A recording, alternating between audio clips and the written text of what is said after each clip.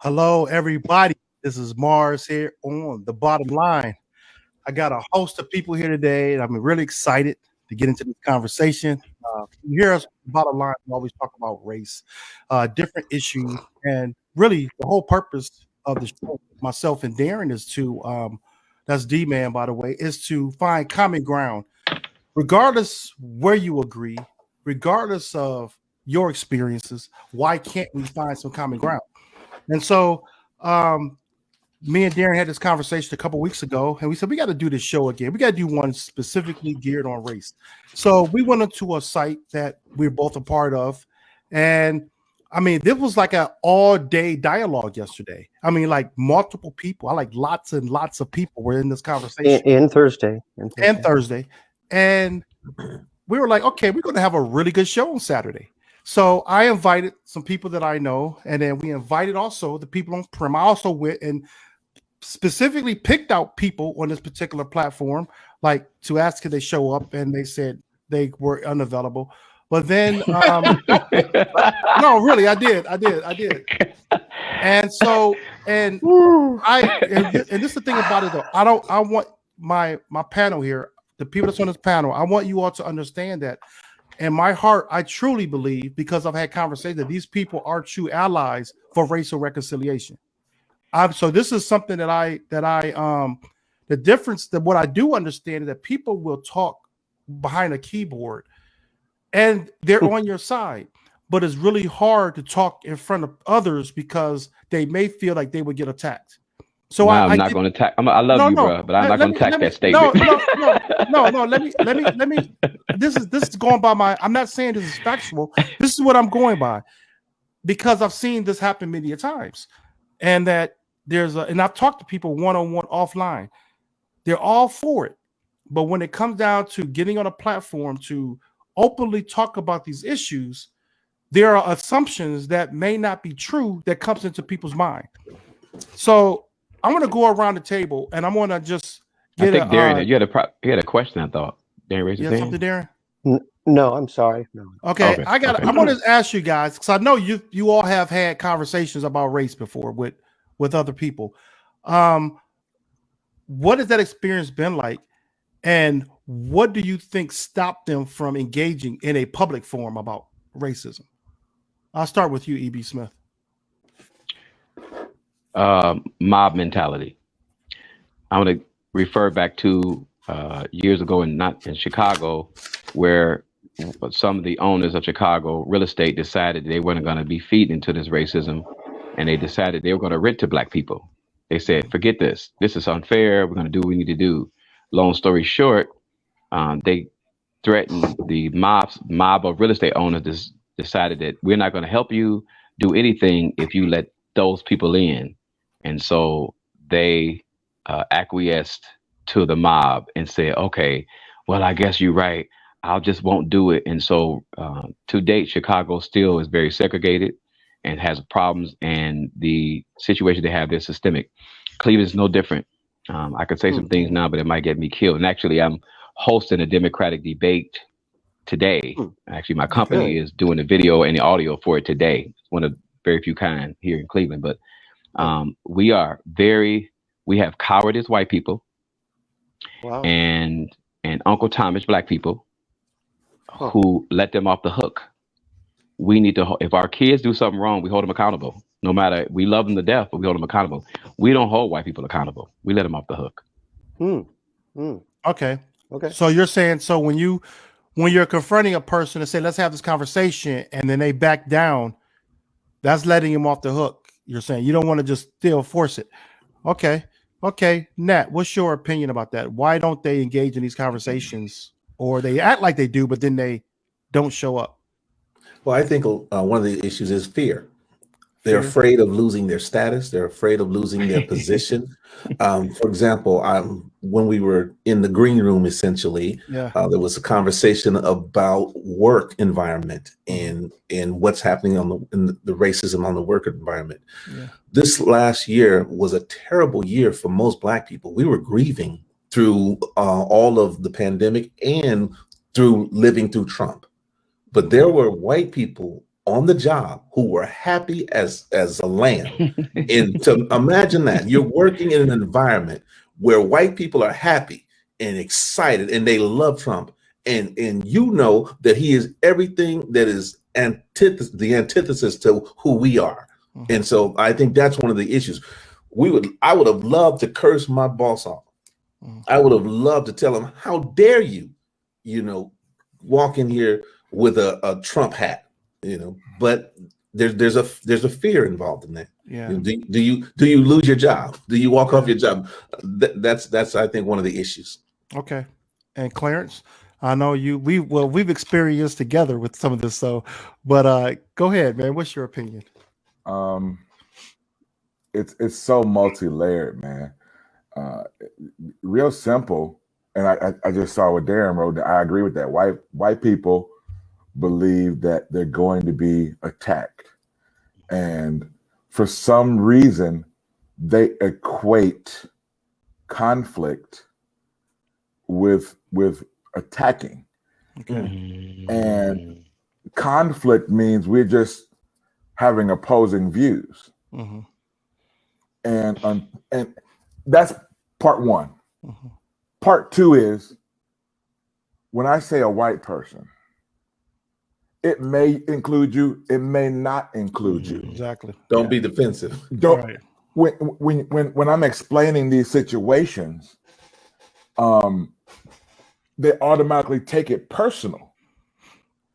And it's like,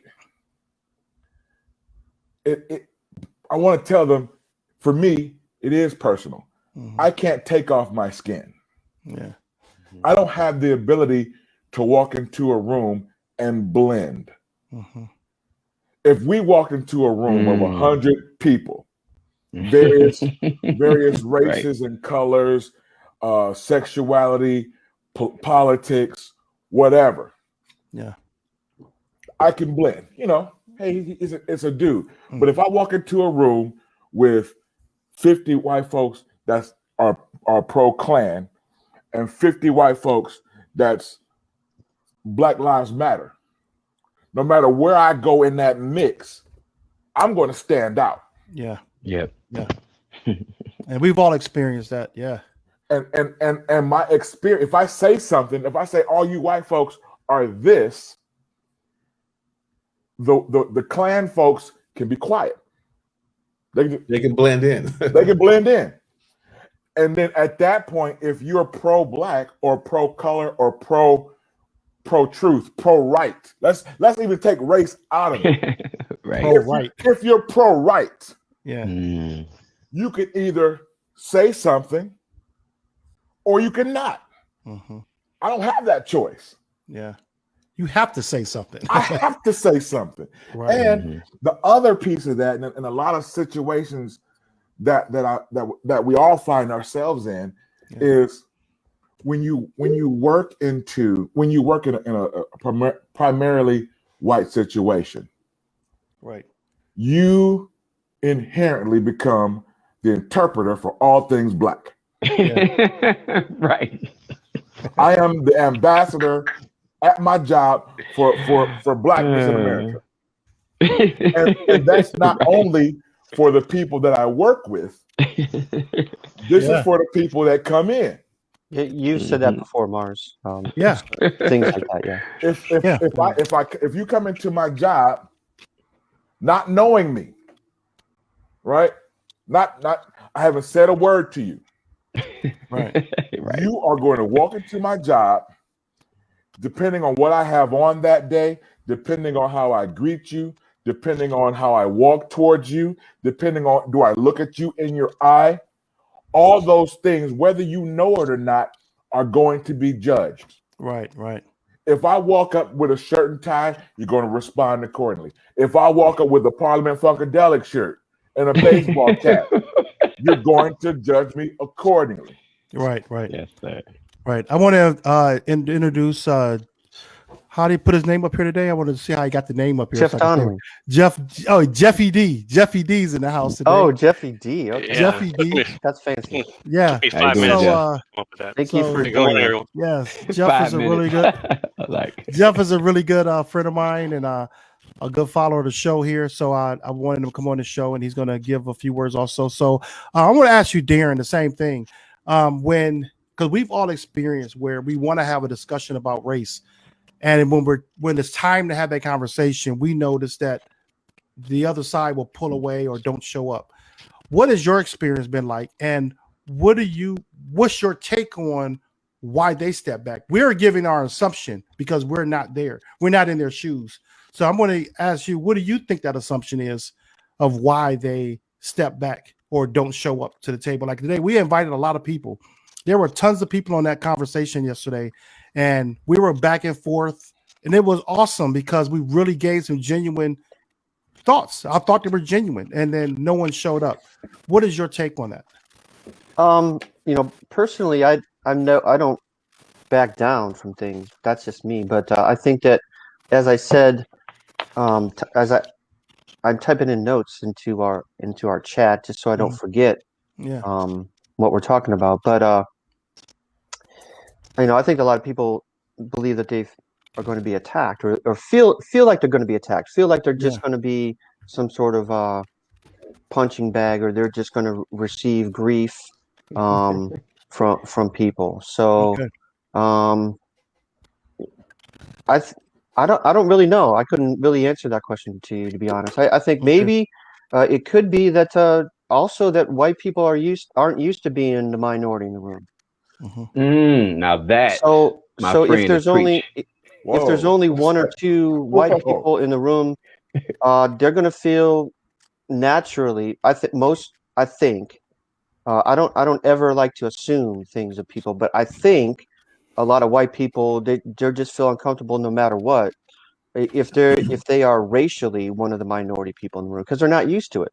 Yeah. As you guys said, I'm sorry, Clarence, I believe you were talking about you're usually like the person that people go to is like for uh if they have a question about black issues or whatever. I mean, let me All get things like you're my black person. I think, you know, whether you're on the that's job or hilarious. whatever, you said it well. That they go to you for things about race or black issues or anything, right? So you're used to being you you all used to being more. There might only be one or two of you in the room. White Someone people aren't called it used to that. white fragility. White people Yeah. aren't used to that. I think Okay. that's just a theory. Okay. I think So the opinion is becoming a majority opinion because there are some, thank goodness, there's some white people that are starting to speak up and just deal with the threats. Trump, the best thing ever happened to black people was Trump, because there's some black people in this country that forgot, that How bad ignore things it, could get. that Wow, they go to bed every day thinking everything was fine, and now they've been that's defriended off of the my best Facebook page thing. because they were The best clueless. so thing. so do you think that by that happening, because it surprised me too that during the George Floyd protests, it surprised me to see how many white people came out for the protests. Yes. And me and Darren have said this before that it gets to a point where um, things from the optics are so bad that they're like, I can't take this anymore. This Right. is not That's good. right. And so no, because really, Right. That's right. when you see a person and you're talking to them, a person of a different ethnicity, and you're talking about a social event or something that happened, a tragedy or whatever, and you're talking about it openly, then when that crowd gets bigger, the person that you were talking to with, they seem like they quiet it down. And That's I'm not right. sure if it's because they don't want others to know they feel empathy Mm, and sympathy for this person for what happened, or is it that they're looking for the backlash in their private conversations outside of that circle? I don't hmm know. I would also and bringing that up about, you know, people in their this fear that comes around with these crowds. Um, Jeffrey mentioned something to me yesterday that really I've been wanting to ask him about, and he didn't bring it up. And I wanted him to talk about his own situation, um, and the fear factor now with people like this Asian hate that's going on, and the crime bill that came out. I wanted to get his perspective on this, and have him speak a little bit. And you can go ahead, Jeff. You were talking about this yesterday a little bit. Yeah, I mean, you know, because my wife is Asian and we have three kids, so obviously they're mixed. But yeah, I mean, honestly, I never, you know, I think about it, but you know, I know she's definitely more concerned about it than I am, and I don't know if, you know, that's Mm, wow. something that I kind of overlook or Wow. don't see it through her eyes as much, you know, Wow. which is Mm. something I need to Whew. A white man married to an Asian, but he can't see it when they're being attacked. That's heavy. That's yeah, heavy, I but mean, I'm glad you was talking about it. yeah, I mean, she definitely, um, you know, thinks about it. Yeah. Again, I don't necessarily think about it as much, and like, that's something that I need to do more of. But you know, she's a little more cautious about where she's traveling, or she'll avoid certain places hmm just because, you know, it's you know, being what's going on now in this environment and things like that. And you know, she grew up in she was born in the U.S. and stuff, but and, you know, she grew up in New York, so you know, so she's not completely like you know, uh, oblivious and things like that. But Right. you know, and then we moved here to Texas. I mean, I'll say, you know, our community is pretty diverse, and I like that, and I think that's important. But you know, honestly, like if we're out, I don't necessarily think about it. I don't know, because I'm white, and then maybe that's why it doesn't register with me, and like I didn't have to deal with things like that so much. But obviously, you know, as my wife and I have kids now, so it is something that actually, you know, unconsciously now I have to, you know, I never thought about necessarily, but now I really have to think about it, and then like a little more observant of what's going on, and you know, you have to be careful. It's just a crazy world out there now. Overall, but you know, we're about to go away on a trip, and we're going to be driving over to Florida. So, you know, it's a long drive. So we were going to stop like halfway, and you know, she's like afraid to stop in certain areas. I feel it. You know, and I'm like, well, man, you make me mad. Look, I want to carry a gun myself now. You making me scared. Listen, because somebody touched my wife. All of us, I know how brothers are about their spouses and kids. There is no way. I want my wife in fear of anybody but me. Right. Not even you, really. You don't want to fear you. Right, really. I mean, don't fear me, but I mean, somebody striking or hurting my wife. Yeah. So how are you guys going to handle it? You were saying about her fear of stopping. So what is your plan? Well, I want her to be comfortable, so I was like, okay, well, where are you comfortable and stopping? So it was she wanted to avoid small towns. So she wants to like make it to like at least Florida, the Panhandle area. So she'd feel more comfortable there. So I was like, all right, fine. It's an extra hour and a half, but that's fine. So I just want her to be comfortable. You know, not surprised. I am not surprised in the least. Because I do the same thing, Jeff. I don't stop in small towns. I was about to ask the question if that's what if that's what you guys do as well. Do you think about that? It's like you're making a cross country trip, like you traveling from Texas to Ohio, wherever. You know, do you think about that? So where are we going to stop? Do you plan ahead? Like where? To stop? What are open carry states? You know, concealed carry states. You know, can we carry the small towns?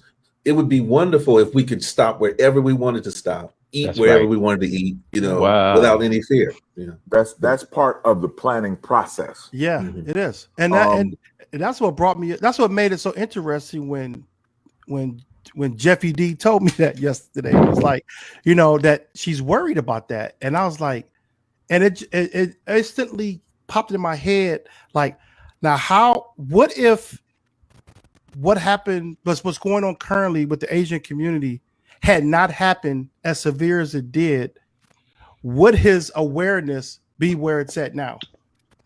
And maybe for some situations, because there's so many interracial relationships, that maybe these type of things happen for a reason. I always think things happen for a reason, but it's bringing more awareness to people who were not aware or did not have it. We would hope that that's the case. We will hope it's the case, but I applaud you for being open about that. And you're about to say something, Clarence, about the planning process?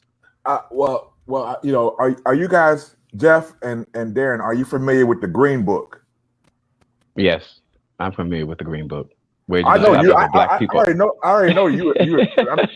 So back in the day, Black families, when they went to have trips and stuff, you know, they would have these problems of where they could go and where they could stay. And a lot of times, if you look at some of the old photographs of Black travelers, they would have food, clothing, gasoline, water, everything they needed to go from point A to point B. And at some point, I couldn't tell you the year, and I know there's a documentary out about it. Yeah, the movie came out about it. Yeah, there was this book called The Green Book, and the Green Book was basically a reference book for Black motorists, places that they could go when they travel, that they could be served food, they can get gasoline, if need be, they could, you know, get hotel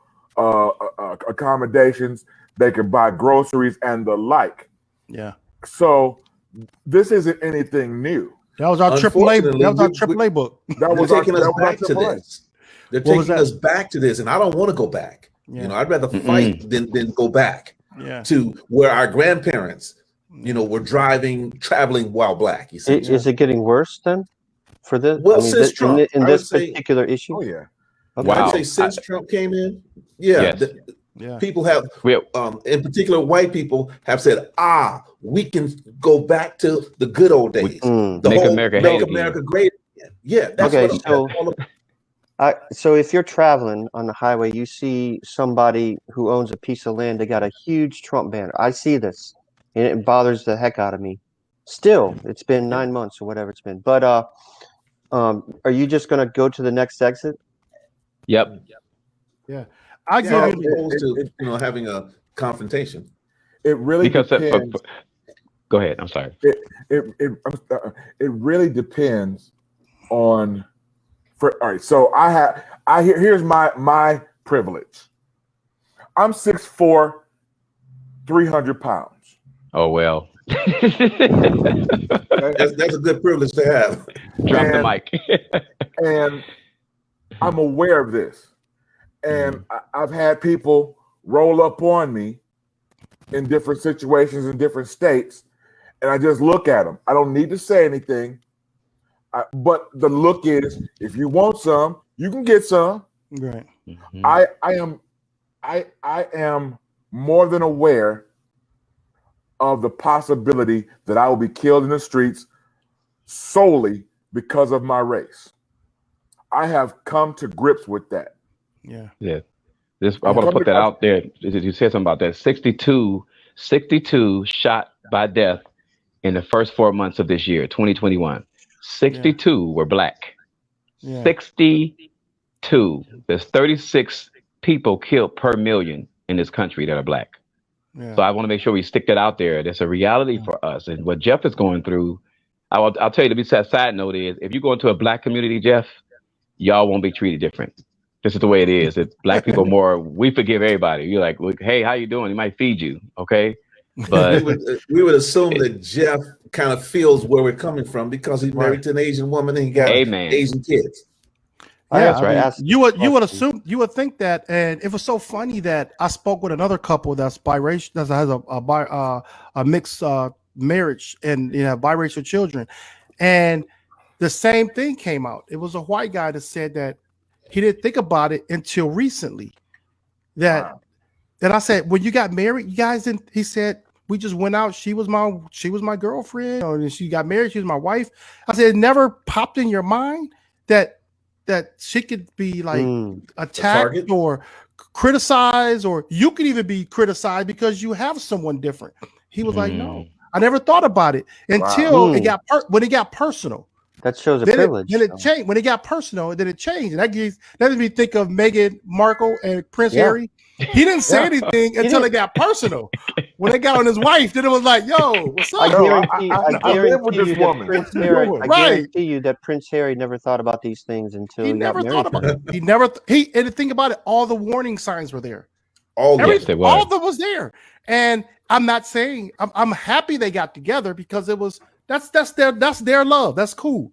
But to not be aware, that's like, what's going? How can you not see that? They don't have to be, though. That's the thing. No. I like that. Like, they don't have to be. No, but you engage with somebody. It's never affected me. But I like that. That's my woman. I know her to be the sweet. Right. But we got to admit that Meghan also was running away from her blackness too. Amen. She wasn't saying anything, and then it slapped her in the face. But she knew about it. She's experienced it in Hollywood. Absolutely. In Hollywood, she knew about it. Yeah. If that was the case, she would have got more roles. She knew. she knew. Now you start getting into some really some heavy nuanced stuff, because now we're talking public figures. We're talking money. Let's call it what it is. Okay. When there's a certain level of privilege that money affords you. Yeah, because you don't listen. Bill Cosby money. Listen, Bill Cosby, all the stuff bad about him, I bet he's still going to Little Italy and get a free hamburger. Okay. right. So it's just the way it is, and yeah. So we have we know what it's like from our end.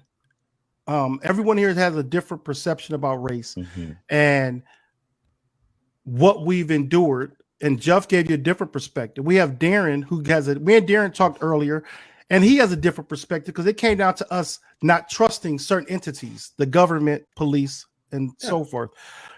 How can we change that? And we need more white people in that conversation to find that change. And the change doesn't, it's when we talk about politics and everything, I don't look at the political party. I look at the people.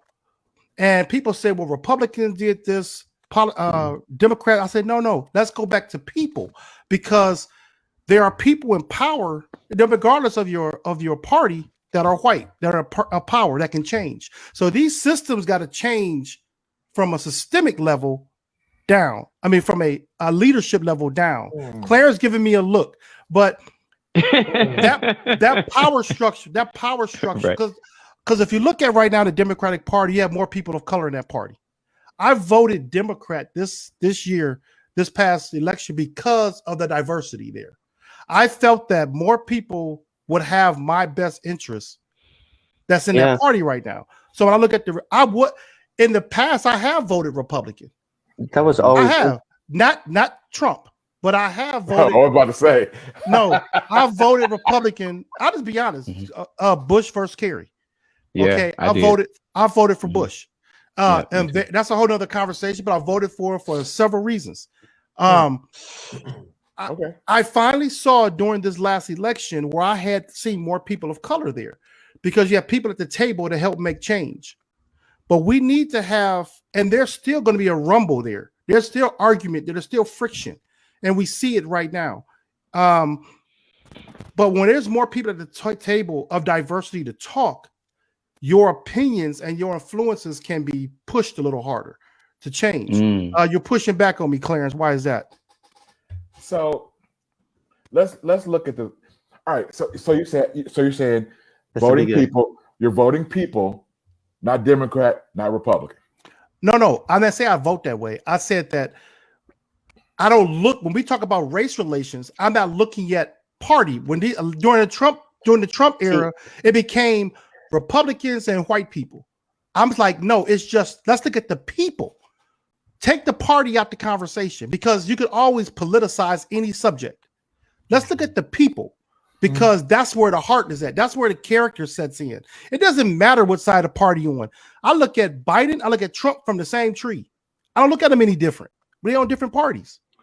I'm going to have to give that some serious pondering because we had record turnouts of people of color voting, right? And after that election, what has happened? Right. We've had more bills and laws being made to make it more difficult to vote. Right. That's what people, right? Yeah, that actually goes back to your point, Mars. What cities did they contest? All the black where minorities were at, right? States. Yeah, absolutely.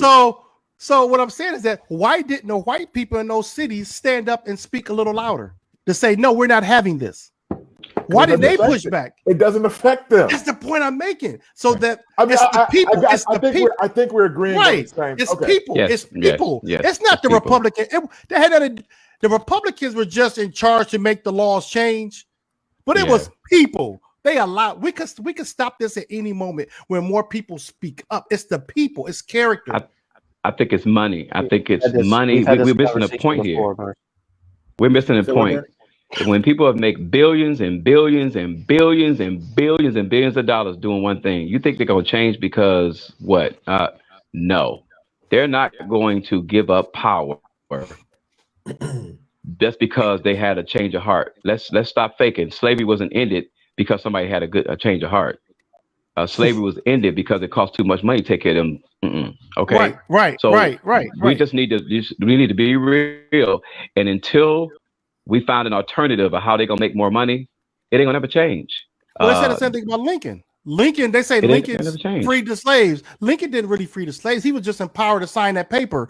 But Lincoln was also the same one that was going to say, this is what I need to do now. But it wasn't because because he loved black people. He was a pragmatist. He wrote a document for that. He wasn't. Yeah, he wrote a document to a reporter about why he did it, one of the best books you could read on Lincoln in that situation is by Lerone Bennett, Forced into Glory. Right. Oh, wow. Okay. If you will pick up that book, Oh, you can wow. thank me That's a later. perfect title. It's a perfect title because he was against He was black against people equality. voting. Yeah. Absolutely. Yeah. He was against black people voting, and he wanted Yes, to. he was. He wanted to have us all immigrate to another country. All Yeah, black yeah. people. He's gonna send us all to He Haiti, said wasn't that. it? Wasn't it Haiti? Millions of us. So Yep. so that's why I'm saying it's about people. It's about the character and the heart of people. So it doesn't matter what side of the party you're on. Like Craig just mentioned that the Democrats wasn't against it. Not enough Democrats spoke up. When I say spoke up, where are you at right now? These are the forums we need to be in having these conversations. Well, there was an issue. There was an issue where, I believe it was in Oregon, when they were protesting for Black Lives Matter, and the police were clubbing and macing and hurting all of the protesters. Yeah. A group of white women made a wall. barrier. Yes. A wall, because they knew that the white police were not going to kill them. Right. And so what that is, that's an illustration of what white people can do today. Yes. If they want to do anything, go ahead. That actually, what the women did is how a lot of those first bits of equal rights legislation got passed back in the early century, is that those politicians had to come home to their wives who weren't working and going to these soup kitchens while they were going to just vote. And they came home and start tugging their husbands saying, look, this is not fair. Those laws changed because of the women. That it was white women doing that? Is it more significant that it was white women doing it? Well, look who they took power from in the Republican Party. It was Liz Cheney. You know what I'm saying? And I'm not a big Liz Cheney fan. I'm not a Liz. Let me just say, I'm not a Liz Cheney fan because she voted for Trump in the first place. Now white women also put Trump in power. Right. 53% of white women. But what I'm Trump. But when she pushed back, they let her go. Yeah. Okay. They let her go. So that's what I'm saying is that she decided now that let's do the right thing. Yes. And we need more people to say, let's do the right thing. That's in the workplace. That's in the schools. That's in your neighborhood, your city council. But they will get Liz Cheney though. That's right. They will now. Position, you know. Oh my God! In a heartbeat. They're going, and I think that could very well. I saw a comment. I don't feel bad for it though. Truthfully, I saw. She voted 98% or something like that for Trump. It was 92%. I saw a comment on a thing that said tribalism pushes our bipartisanship. Yeah, and it's like white people are afraid of what's going to happen to them if they get their hands dirty. If I say this isn't right, and I won't, and again, take race out. Let's take race out of it. So you're going by assumption, though, right? That's an assumption. No, come on. Well, no, I'm just asking. No, this is true. I have Jeff. I have Darren. I have Jeff and Darren. You asked him. That's what I'm saying. Is that true? It is true. It is true. It is true because I know a lot of white people who are afraid to speak up because they know they have a friend. It might be only one or two friends who are very Trumpist or on the other side, and they don't want to offend them. Yeah, they just want to get along. They just want to get along with their in-laws. They want to get along with their uncle, who they have to have Thanksgiving with. So they won't say anything. I think that's all. What's your take on that, Jeff? What's your take on that? Yeah, Jeff. Well, my take. I mean, I always kind of was more thinking that more economic side of things. I think, and kind of things fall into place after that. I mean, I never necessarily. I think what you were saying before about the character of the person. I never vote like I'm a hardcore Republican or a hardcore Democrat, and I just have to stick along those lines. But I just want to vote for someone that makes sense and someone that is like actually like what do you want to call it? Like kind of someone that you could like really believe that's going to make a change and do things right for you or for your family or for the country, right? Yeah. So, I voted both sides every election, and I kind of just I voted for Obama, I voted for Bush, things like that. So I really just want to, and I think it all just comes down to more economics than anything else. Honestly, I know I'm thinking a lot more about the watching since you started the show, Lamar. Just thinking more about how much of the white privilege stuff that I never really realized or thought about that actually exists, and it wasn't something that I was conscious of, that I was taking advantage of it either. So it was things that were happening that I just not necessarily conscious of. But I mean, if I don't pay my mortgage tomorrow or whatever next month, I'll lose my house. They don't care what color I am, so it's really I just feel all of these. Right. Listen, I love you, brother. Thank you for coming on the show, but I don't know about that. Is it really fair? Is it really Hold on. fair? Wait. One at a time. Wait, he said he mentioned that if you don't pay his mortgage, he'll still lose his house. You guys start giggling. Nat, go ahead. Okay, let me say. Well, studies have shown that I can have a 780 credit score and have the exact same credit score as you have. We walk into the bank and the banker gives you the mortgage, but rejects me. And so you're comfortable with your mortgage, but I'm struggling without a mortgage, even though I've done everything I'm supposed to do. And I think that's where we have to look. I recently had my house appraised, and I had my fist balled waiting for that appraisal to come back, because article after article has shown that when they see black pictures on the wall, and when they see different identifiers, you got to take that off the walls. is owned by a black person. One lady house appraised for $500,000 less than what it was supposed to, simply because she was black. She had her white friend come in. I saw that. The pictures, and that was robbery, and we deal with that every day. Every day, it's a form of robbery. You're right. So nothing what Jeff against, was saying, against Jeff. I got Nat's perspective on that, which was just getting the mortgage. But Jeff was saying that if he doesn't pay, he still loses it. Well, there are some people that I know during the COVID time that are going through a process of losing their house because they couldn't pay their mortgages. Right? I know a person. Well, the mortgage that's started to lift. That's lifting now, where you can't be protected under COVID anymore to protect your home. I know a person that's living in a house that they shouldn't be still living in. They're taking advantage of the loophole. We talk about over a year. Okay. So now, Jeff's point, I understand Jeff's point, but we just try to make sure that we understand. No, Jeff made a good point, and it's true. He don't pay his mortgage, he's going to be out of there. But was good. But getting back to the thing about Darren said that white people are afraid of the pushback if they agree to certain things or get into the conversation that support minority issues. That's what I was asking Jeff. Do you agree with that? That there is some pushback, or like white people are quiet because they don't want their peers looking differently upon them?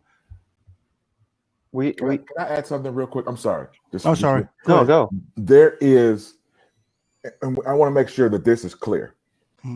It's not minority issues. Right. These are all human issues. What we you're right. There's what my point was yesterday. There is an intersectionality of this. You're right. Like for my man Jeff. Yes, sir. Yes. It didn't affect him until his wife was here. Yes. So now he's got to help carry her luggage. Yeah. All the things.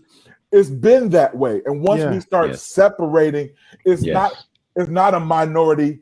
It's an American issue. All of us. It's an American human issue. It's a human issue. Yeah. You're not going to treat. If you treat one of us bad, you're setting everybody else up to fail. You're right. Because his same boat. You're right. His kids are going to be affected by what we're affected of, and we should all. I'm gonna tell you, if his kid was standing next to him and I saw somebody assault one of his kids, I'd be in a fight. I'm upset. I'm gonna be honest with you. Exactly. I'm gonna be in a fight. I don't even know that guy. Like I said, like I said, I know Jeff, and this is like me and my wife had talked about. Like I was like, I've been saddened by the fact because I knew his situation, but I didn't know. We never talked about it. This is the first time I heard him actually talk about it, and I was hurt because I was scared for what he may have to go through. That's right. And I never brought it up because he never had that conversation. So I'm like, I'm real. And so my heart grieves because I'm like, man, I hope this man doesn't have to go through any hardship like I've had to go through. Just because of X, Y, and Z. And you, when it comes to your family, there's no stronger love than the love of your mom, your wife, your kids. And even when it's in a strange relationship, there's a love there that you better, like, you know, you could talk, I could talk about it, but you can't talk about it. You can't talk about it. Right. And so I'm just letting you know, Jeff, man, that's how much I care about you and your family, man. And you know, it's like I think everybody on this panel is like that. I think everybody on this panel might share those same views. And so if we standing next to you, because we brothers, we know what it feels like. And if our family your family getting attacked and we stand next to you, somebody might get hit in the mouth. So Jeff mentioned that he looks at it from an economic perspective.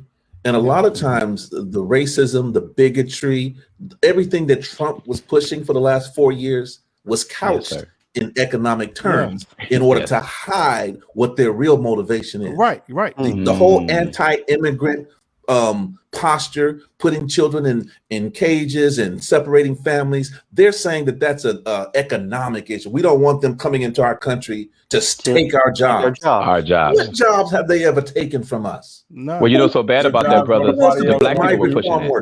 Yeah. But they hide their bigotry in the terms of economics. No, you're right. And so what we have to do, we have to peel that away and say, what's the real motivation? Well, that when we were mentioning the politicians, how it says about character, about people, we just passed the anti hate against Asians, right? I wanted to bring that up. We've been trying to get the Emmett Till lynching bill placed, and the John Lewis Voting Rights Act. Why? Those are two bills that. Why can't we pass those? We can't pass because of 400 years of anti-black propaganda, and our country is built on being anti-black. They will give reparations to anybody before they give reparations. But right now, same thing with the Japanese families during during the World War II. They got reparations. Japanese got reparations. The Jewish people got reparations, and they should have from the Holocaust. No, but they're right. But when anyone mentions reparations for descendants of slaves, they're say, like, why do you need that? You have jobs, you have homes, you can buy what you want to buy. But they're not looking. Can you imagine? When you study our history, right now, the only way the wage gap shortens from a racial perspective is you have to get killed by the police and your family get millions from a civil suit. That's the only. Or you are one of the 1% celebrities, athlete / entertainer. Less the entertainer. See, where are the billionaire black bankers, the billionaire engineers, the billionaire CEOs? You don't see that in the black community. We have to be a entertainer for the public, or we get taken out by the police or whatever, and then your family can sue for a civil suit for millions. That's the only way you're going to start to build generational wealth. Wow. The poverty rate among black people is 1.8 times the general public. Think about that. 1.8 times, 18%. The poverty rate. But for white people, watch this, 7.3. But they would have us believe that that's somehow our fault, that we don't work hard, or that there's something deficient in black people. And that's where white supremacy comes in.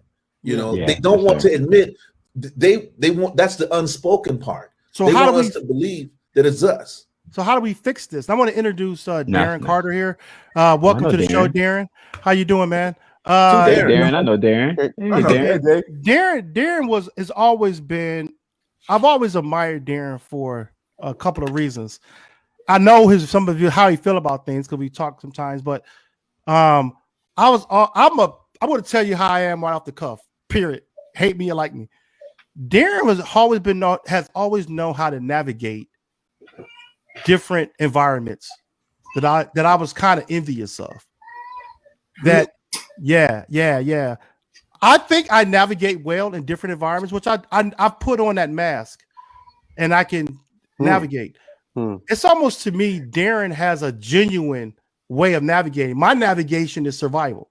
My navigation, my navigation is to keep a job, get paid, and that's my that's what it is. Yeah. I see Darren can be. It's like I don't know what he's thinking here, but it's like, man, that brother is genuine. He could be in an all white crowd, all Asian crowd, or any crowd, and he's like, I'm all in.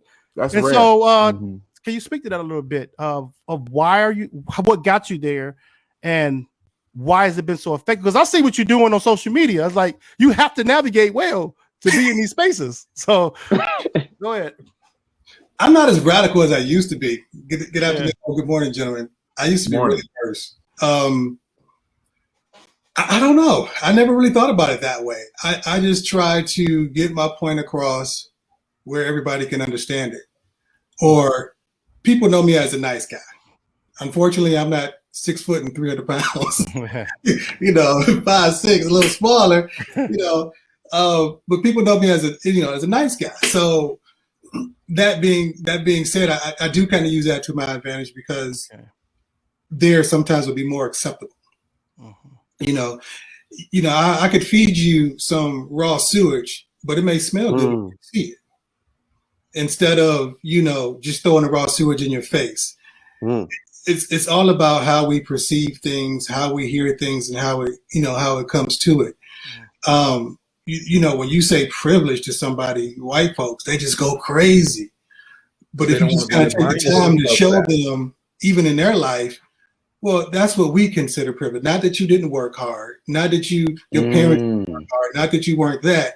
It's just that, I think I put in the chat earlier, there was this issue on TikTok.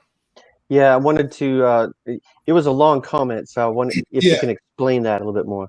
This guy, he was very, through George Floyd, all this thing, this white guy, he was very outspoken, had, tons of users, and he was on point. He got, he teamed up with a lot of the quote unquote conscious black folks on TikTok, and, they were taking up for each other, doing things, blah, blah, blah. But this dude started to get attacked. He started to get threatened to the point that he just went off TikTok.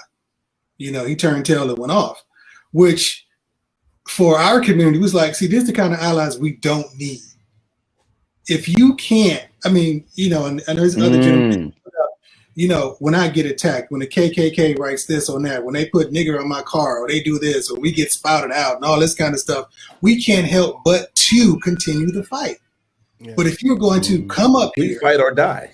Yeah. If you're going to come up here and now you're going to cower away because somebody threatened you digitally, come on, man. That's now here you're using the same privilege. You're using the same privilege that you talked about other folks using, but just in a different way. Yeah. Because it hits you. Really, it hits you home. Yeah. But y'all, can we all, people got to. I like that. Digitally. We're not talking face. Not even at your house. Digitally. Yeah. When we protested in the 90s at Cleveland State University, I don't know what those of you all in Cleveland ever remember that. Probably don't, because it wasn't that big a deal. Well, to us it was, but 92 days, sit in, blah, blah, blah. I didn't been called names I never thought I heard of in my life and try to be dug deep, huh? Yeah. Dude, I remember that. Yeah. Dude, we had bomb threats, we had gas threats, we had death threats, we had all of it. Of course, we were in our 20s young. We didn't know. Thought you invincible. The heaviness of that. Now when you're 50 plus, you're like, oh crap. But, right. You know what I'm saying? When you have that, and it's just like, okay, this is just another day of life for me. When I tell people a story all the time. Here again, I'm a nice guy, right? Yeah, you kind of know me. I'm pretty nice. But when the police officer put the gun in my hand and all I can see is his Glock, he knew that I was a nice guy. I could have been a hashtag before there was a hashtag. I got pulled over. I got pulled over on a Sunday morning, dude. Sunday morning in a tire because I don't know, I'm sold somewhere, and I carry, and I had just started carrying. It was a bad day. Me and my wife got into it, and I was going to pick up my pastor. We got into it. I might forget all y'all. So then I get pulled over. So now I got pulled over, right? So I get pulled up. He comes. You know, the way I carried at that time, I wasn't used to it, and I totally forgot. And then when I told him, you know, I carry, but I don't have it on, blah blah blah blah. I lean back in my chair. Oh crap! So before he comes, and I had an expedition at this on the floor. Before he even gets to the back of the trunk, hands out of the window, both of them clearly seen. Officer, please, before you come, I apologize. It's been a bad day. I do have, you know. I do have my weapon on me. What does he proceed to do? Get out his gun, fly to the front of my face, and start to berate me. Yeah, that makes me angry just thinking about that. That's triggering to me. So there you go. So what do I have to lose now? Yeah. I didn't have a bad day. Maybe he had a bad day. This is when we come with. That's right. They don't want us to care. This is where we come with not even a sensitivity training, but a different type of thing for a police officer. Some type of something to even to feel. I can't even tell you what it is because, you know, we all gone through sensitivity training before and they learn a doggone thing because it just be nice to others. You know, we're not uncomfortable. We don't make ourselves uncomfortable in those trainings to deal with what we're sensitive about. Right. But he could have had a bad day. I already had my bad day. We're not allowed to have a bad day. So now a he bad just day got makes you killed. He got the Eminem car. And I'm like, dude, I'm sorry. I apologize. Get out of there. I'm like, no. So I'm starting to yell it back now because I done lost it. I done lost it. I'm having my bad day. And, you know, these other cops are coming. I'm getting loud. Thankfully, I'm here. But it just turned out to be, it shouldn't have had to happen. Do I think in my Nord that would have happened if it was a white guy? No. I done seen a white guy throw tickets in police's faces in high school and even in college. I done seen white guys cuss them out face to face, spitting in their face. Nothing happened. Me, I made a little small mistake. And prior to, he had enough time before I even came up to me. It wasn't like my hands was on my side. My hands were outside. He was back before my trunk of my Explorer. You all know how long they are. I mean, they're not, you know, a short car, but it gives you enough time to do whatever. Were you arrested? Yeah, absolutely. Was he arrested? Of course, duh. I just wanted to get to the conclusion of the story. But let's see how this permeates through my rest of my life. Yeah, they try to take your gun privilege. That bothers me. Now I had to spend $2,000 to get a nice lawyer because I was doing security at the time. I was doing armed security. That was my weapon. I was able to get my weapon back. I had to plead to a misdemeanor or something because they want to get me on the felony. So I had to spend that. That cost me 3 jobs. Wow. 3 jobs. Because you had that on your record. Yes, that cost me 3 jobs. That's the loss of income. Now imagine if you didn't have the resources to get a lawyer to fight it. If you're just giving up. I didn't. I had to borrow that.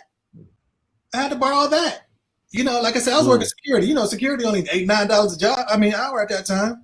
So I had to borrow that. Of course, pay that back. Be, you know, in that low income job, trying to get out of that low income job at the time. Wow. And 3 times in particular, I know it for sure because I talked to the hiring person. I see why you grinding so hard with your barbecue, man. Dude, because you got to do it by yourself. Yeah. You know, we don't have the opportunity.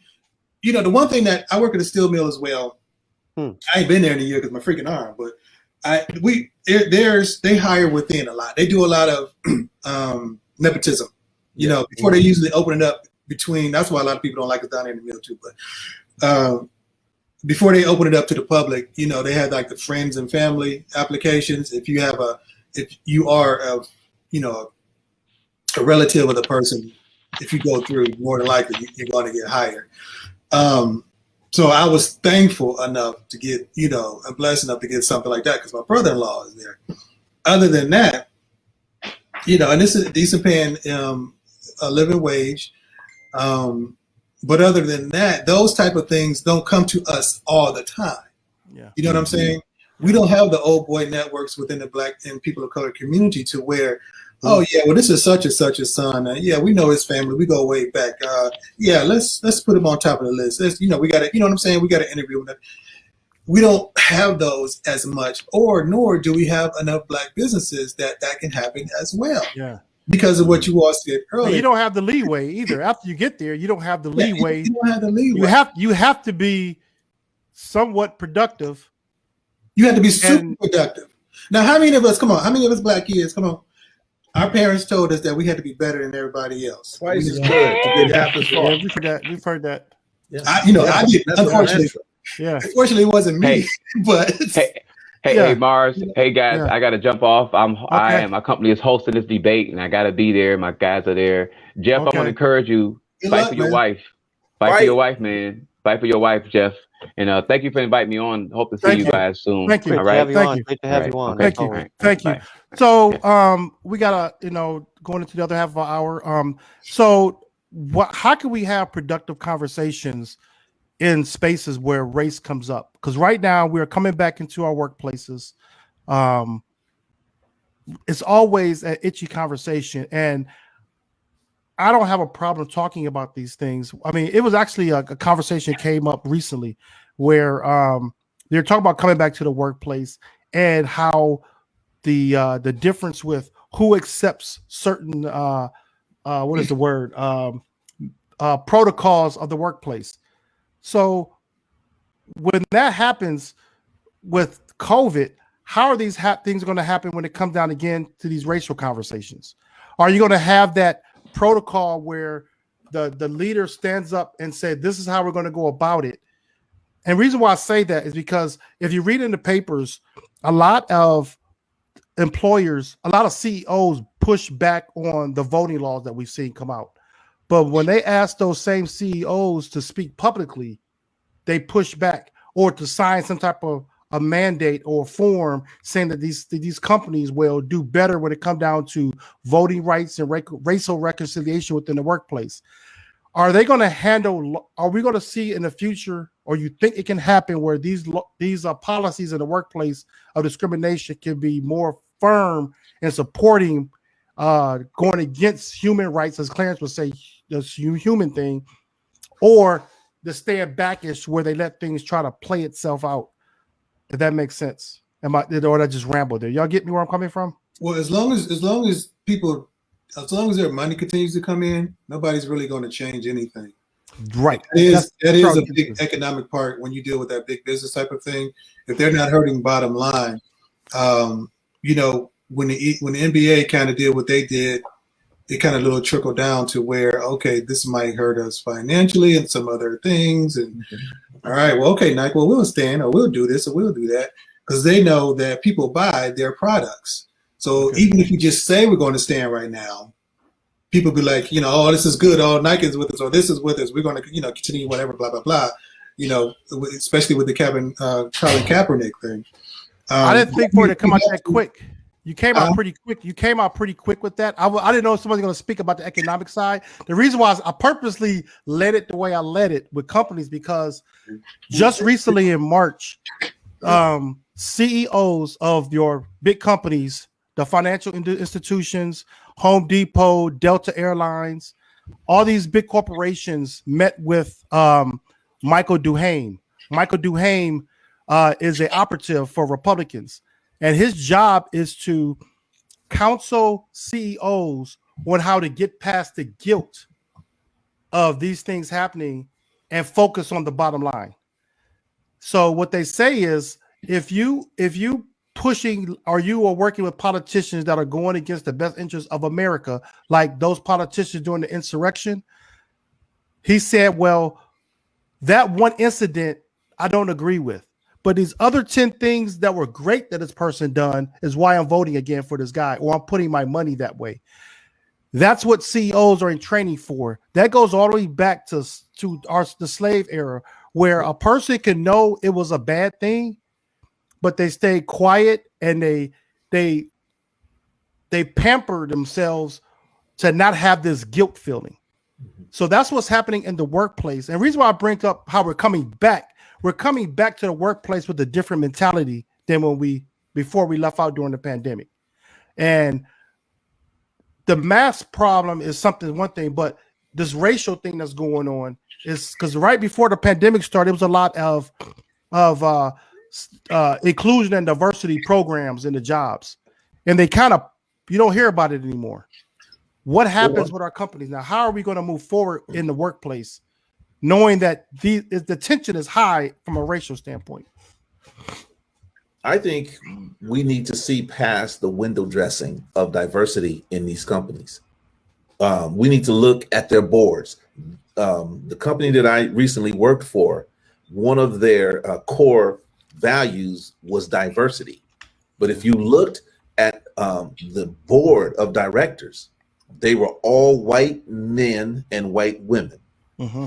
And the only diversity that you saw was at the very bottom. And in their printed publication and in their online presence, you'll see a black face, an Asian face, and so forth. But the truth of the matter is, it was just a white racist company, and that they talked a good game. And I think that we need to see past what they say and really look at what they do and hold them accountable. This fellow Michael Duhane, yeah, he's like a what was that fellow who did the Willie Horton ads? Right. That's who he is. He's a new version. This Michael Duhane is 47 years old, and so he's going to be around for a minute. Yeah, and he's going to do a lot of damage. Yeah, and we as people on the ground floor have to hold them accountable and not let up. Yeah, so that's what I see coming in the future when it comes down to policies in the workplace. I was kind of disappointed because I've interviewed a lot of people on the side, like off the air, where we talk about that type of thing in the workplace, because I've seen it where they do these training courses with diversity, and they give this training course, and the whole objective is if you don't like something, you turn that person in. But there's no policy change, as in, see, a company has to, in order to get everybody on board, a company has to talk about their position. What were their faults in this whole scheme of things of racial inequality? When you expose that to the public in your workplace and let people know this is why we want this change, because this is what we did. This is our history, and we want to change that history. If you don't expose people to that, there's people in the workplace that feel this is a waste of my time. This doesn't affect me, but it does affect you. That company still makes money and still generates money off of years and years of that discrimination that has happened. You have to show that. I mean, like, it's so many, man. I can't even count them all out there. But the conversations I've had was that people want to speak out and expose that and say, okay, now let's have a real conversation about race in the workplace. But they're scared of the pushback from upper level administrators within a company. They're worried about that. This is the time I think we're living in, and this is a little bit off, but it boils down to it. We have movements, moments. Like the Montgomery boycott was a movement that lasted over a year. That took sacrifice. Yeah. We're living right now in moments, reactiveness, protesting, this and that, but nothing ever comes out of it. No big sacrifice. No, and that's the difference between the movement and the moment is sacrifice. You listen to Joe Madison. Yes, I do. And unfortunately, the generation of white folks of the day aren't the initial problem. They have to bear the burden of fixing it. Yeah. And they're going to have to make some sacrifices in their particular personal lives if change is really going to happen. That is my personal belief. Yeah. Because people listen. I mean, so Darren, are you saying they're going to have to want to make change? They're going to have to want to make change and follow through, meaning whatever sacrifices come with that needs to be sacrificed. Now, we've had some during the past, but we've had individuals, we had small groups. When we're talking about a larger, more concentrated effort, no, we haven't really had that. But until we do, and joining us in boycotting Coke or boycotting this or boycotting that, or politicians who are able to stand against maybe their constituency that may generally be wrong. Yeah. No, this is not a human right. This is wrong. There's going to be a lot of people that may have to bite the bullet in a lot of things and make some sacrifices and make some changes go. It's no different than what we did just to get to where we are now. Make sacrifices. We have a trail of that. We have a trail of unfortunately, a lot of blood, sweat, and tears. Yeah. And this is something that, here again, this is my only personal opinion. Until we have a concerted effort from a larger group of powerful and dedicated white people, we're going to be going around, because this stuff is generational. You mentioned about that dude who's 47. He is going to establish generational thought processes for CEOs. Yes, right, exactly. So, and what we have is not going to be fixed in a generation. Obviously, it's going to take quite a few. But in each generation, we need to really chunk and knock down what I want to. Do we still have that, Darren? That video from Michael Duhame? Did we take it down? I think we took it down, don't we? Yeah, we don't have it up no more. I wish I had kept that to play that. It was it shocked the heck out of me because it was like 80 CEOs. It was a webinar. It was like 80. Hold on, excuse me. Okay. It was 80 CEOs on this webinar. You got to mute, Clarence. It was 80 CEOs on that program. And the whole job was to come in and listen to this guy tell you how to get past the guilt of the voting rights and the guilt of the insurrection, who voted for these politicians that were supporting that. Those 175 that voted against voted to overthrow the election. 175. That's a lot of people out of our politicians that's in DC, and he's telling you how to get past that feeling, because the question will come up and still support them. And so that filters down to the very conversation we've been having on race relations today, because policies is what has to change to make the relationships better, but it has to come from the top and work its way down. And also changing the narrative, though. Yeah, which you can't let them do. Which was it? The Daughters of the South or something like that? The Daughters of the Confederacy? The Confederacy, they changed the whole narrative of the Civil War. Yeah, didn't they? Yeah, that's why they got they were instrumental. That's why they got all the statues up. Absolutely. And they're doing the same thing now with this insurrection. Yes. Mm-hmm. They're changing the narrative, and people are just letting them do it. The media is not pushing back hard enough either. No, but the media, and we can't really count on the media for anything. Even though some medias are some more liberal than others, of course you got Fox, which is just like comedy, entertainment. I don't know what that is, but it is. Media is always going to sensationalize anything.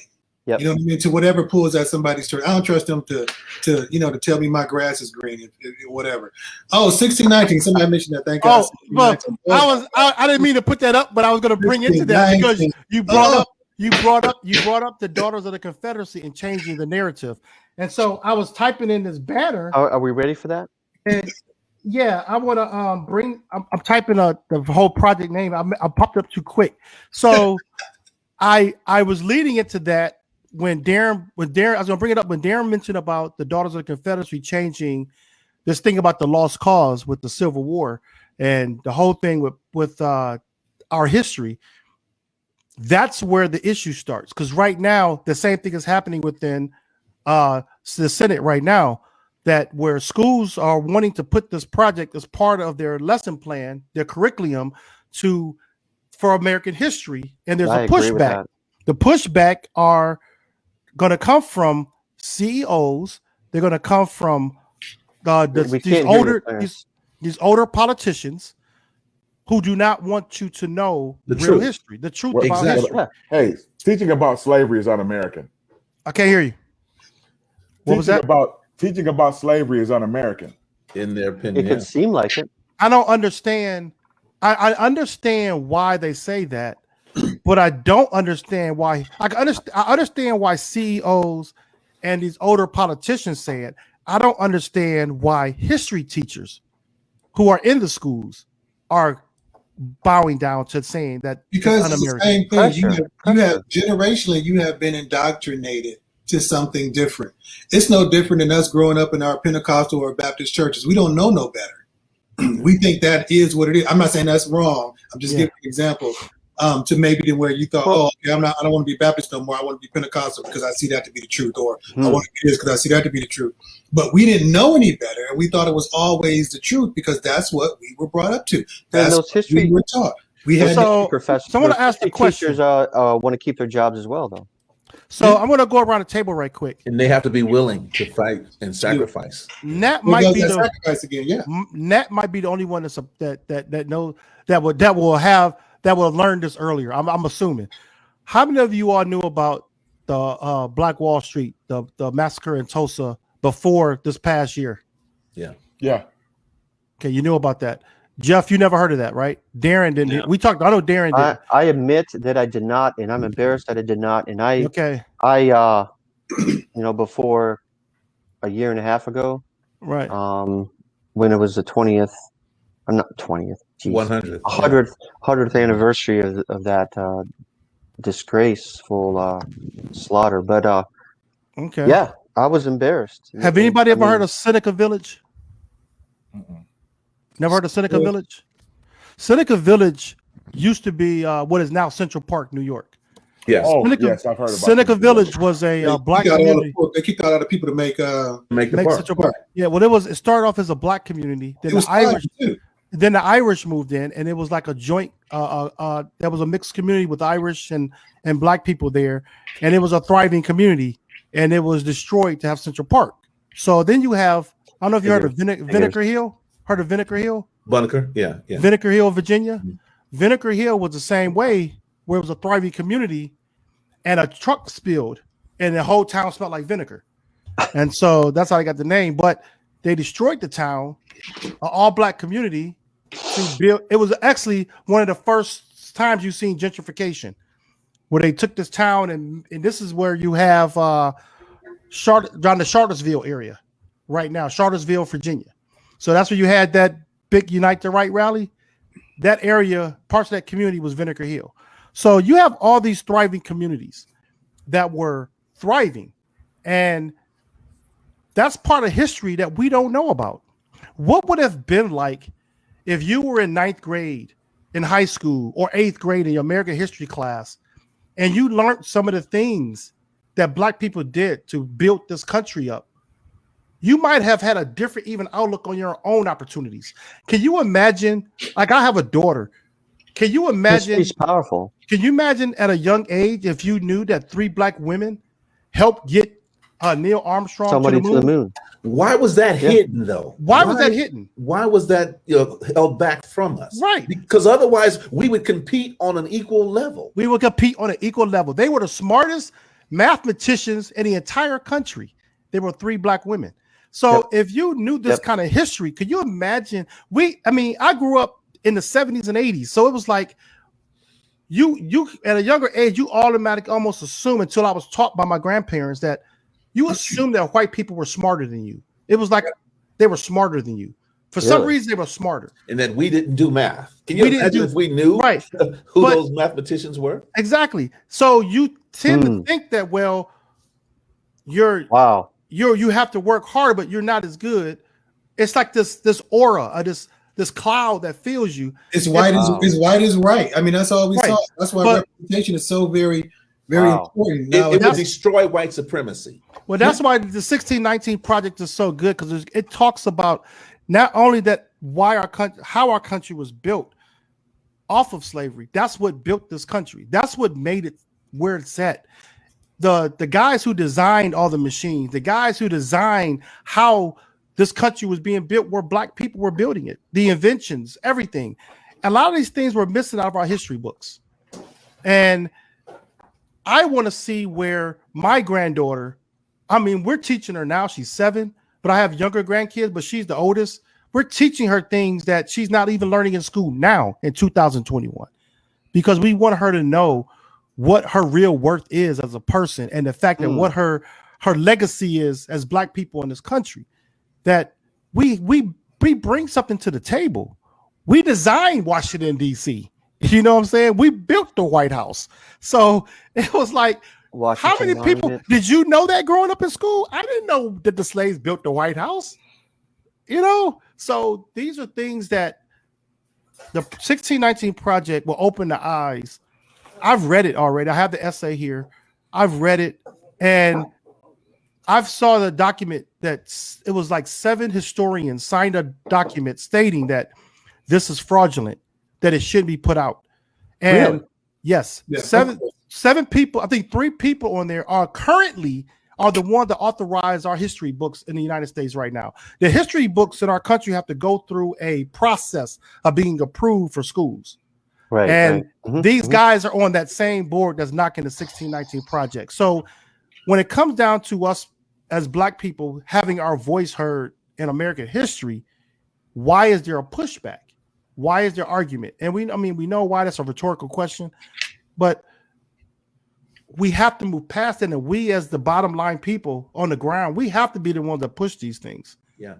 We have to push that. Utah took it out of their school No, system when they wanted it in. No, What do you mean? we keep look at the conversation. We keep talking amongst ourselves. Yeah, right. You're right. You know, this can't be us having the conversation all the time. When I say ground level, everybody that's on the ground level for equality. We keep having these conversations about race, and the room is 70%, 80%, 90% Black. Yeah, we already know there's a problem. Right. Yeah, we already know there's inequality. Yeah, we already know that there's something wrong. Yeah, we already know that something needs to be done. I'm, to be quite honest with you, and this is no diss to anybody here. You're tired of it. I'm done with it. I'm over it. Yeah, I'm over it. And when I say this, it's like I was thinking about this conversation when you asked me to do this. Yeah. And a really painful thing, a really painful realization came in for me. Yeah. Mm-hmm. And it's something that I heard my father say, and something that I heard older elders say. Racism is not going to be changed in my lifehood, in my lifetime. Yeah. And I thought about that for a second. Like my father passed and he was 90 something. Mm-hmm. So that's 90 years of racism that he saw in his lifetime. Now, gentlemen and his peers and his contemporaries, barbershop talk, they all said the exact same thing to a man. And now here I am, 50 years old, 51 years old, and we're having the exact same conversation. Mm-hmm. What can change it? Well, how do we move forward? How do we make progress? Let him finish. Let him finish. I mean, the conversation has to. It's our problems aren't just our problems. It's the realization that I'm a human. That it's not just Black or white or gay or whatever. I'm a human. I'm a man. Yeah. And these things affect me, and eventually it's going to affect you. Yeah. Yes. And I love all the brothers in here. Yeah. I love you two for coming up in here. Yeah. But I cannot keep having the exact same conversation. How do we do this? How do we do this? How do we do this? And for me, and Mars, you know this. Yeah. It has to be at some point, there has to be some action steps. We can talk about this all day. We recognize that there's a problem. Yes, I see this, I see that. Money, politics, blah, blah, blah. At some point, somebody says, okay, here's the 5 things that we're going to do. And that person can't look like me. Right. White people are going to have to stand up. They have to stand up on the job. Jeff, have you been privileged to be in conversations where someone says something anti-Asian and they didn't know that your family is Asian? Have you ever had that issue? Not that I can recall, but it would bother me, obviously, if it was something you know, to an Or extreme. they say something for like sure. Kung flu. You know, they throw that phrase out. Or they say that the virus came from China and, you know, The we are China the flu and all right, that. or something like that. Not knowing that your wife and your children are Asian. And I say that intentionally because if your children phenotypically look more Asian than white, then they will be treated a certain way. Right. Yeah. Oh man, you know, it's I see. I don't know if it's just I'm just kind of really different than a lot of folks, but you know, I almost like want to reach. I'm kind of almost where to the point where I look at everyone as human, and it's really hard for me to. And I think that's where the mindset has to be. Just like he was saying earlier, I think that's where a lot of these things will change. Is when we look at just everybody as humans, as opposed to you know, a race thing. But you know. You know, it's really difficult. I mean, it's a really difficult question, so I appreciate it. Mhm. And I guess it's something I have to look at myself more. You know, I mean, like, would it bother me? Yeah, it does bother me. But again, you know, I try to be looking at everyone's perspective on, and again, it all comes down to also where they came from, where they were raised, and what they were taught in school and things like that, and their environment growing up, I guess, impacts a lot of things. I mean, for like, you know, again, with, like, in school when I was growing up, you know, slavery was really only talked about in history when we came across the Civil War, and it was kind of just like a bloop, you know, it was like that's one of the reasons, you know, or it was part of the Civil War. You know, and there was a lot of things that, you know, they didn't teach us. And like, for like, again, like just in the past year, watching watching Lamar's show, you know, the show, I learned a lot of things. Like I never heard of Sundown State. I had no idea what that meant. Or sundown towns. Towns, Yeah, yeah. sundown Mhm. Yeah. town. Yeah. What's the anniversary? I think of the slaves being freed. Juneteenth. Juneteenth. I didn't even know what that was until Yeah, the last year. And that is a And I felt, shame. And it's not your yeah, fault. it's not your It no, fault. yeah. I cannot imagine raising my children in a state where the Board of Education says that we're going to teach that slavery wasn't that bad, Yeah, you know, yeah. or that A lot of states have done it. celebrate the Confederacy. I Yeah. have friends who live in South Carolina and places like that, and they don't think twice about having to find extra IDs and all kinds of stuff just to go and vote. You know, those things Yeah. it's terrible. I can't Like, even imagine that. when I asked you all about like Tulsa, like the massacre at Tulsa, I found out about that when I was 12 years old. My great grandmother was born in I think it was Tennessee. She was born, and she's we have a lot of Native American in our family. We have white in our family. We have black in our family. You know, coming from plantations and everything, you're gonna have all that mixture. And she told me about this city in Oklahoma that was burned. You know, she was 95, 96 when she told me the story. So it was kind of slurred. But I was 12 years old when I found out about that massacre. And she told me that she always told me, always go for yours. Don't let nobody tell you that you're not as good. Even when you make mistakes, keep letting them know that you're worth it, that you're valuable. And she said that they took everything away from these people. And I never heard about that in school. It was different things that I would bring up in the classroom because, you know, as you all know, I would say what's on my mind. I would always get reprimanded or set down because I would say something in school that wasn't part of the lesson plan. And it just, I always felt like I was being shut up. I was being quieted. And it's like, it's so much education out there. And I'm not ashamed. I'm not afraid to upstand the teacher, you know, to let them know something. And maybe I didn't take it the right way because it's a lot of emotion built up in that. And then when you see a teacher that tends to push back on that and want to quiet you, and I could go back to me and Darren was in school together. Remember a particular music teacher, Mr. Lawrence, who was like that. he would try to shut you down whenever you wanted to give some education, even about the black classical music writers of the day. Mhm. And it's not a conversation at that point, because that's not what he's teaching on, but it's educational. So it is something to be taught, you know? So, especially if it's something that is motivating yours, or right. is creating some thoughts within you. Now, I wanted to take a moment.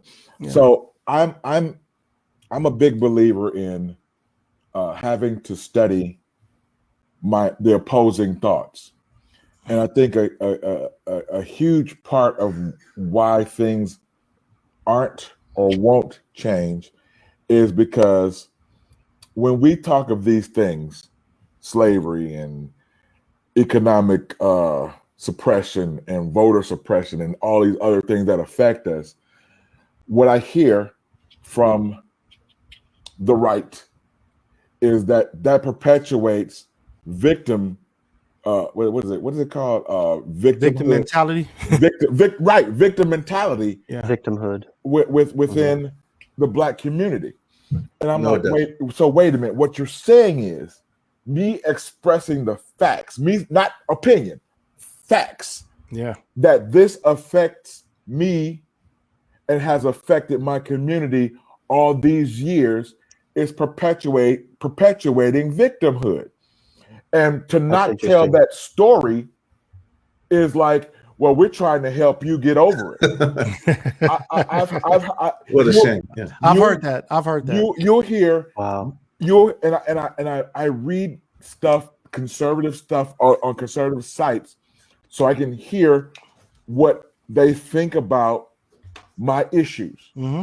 And they never ask you. They never ask you. They tell you what they tell you what you're supposed to think.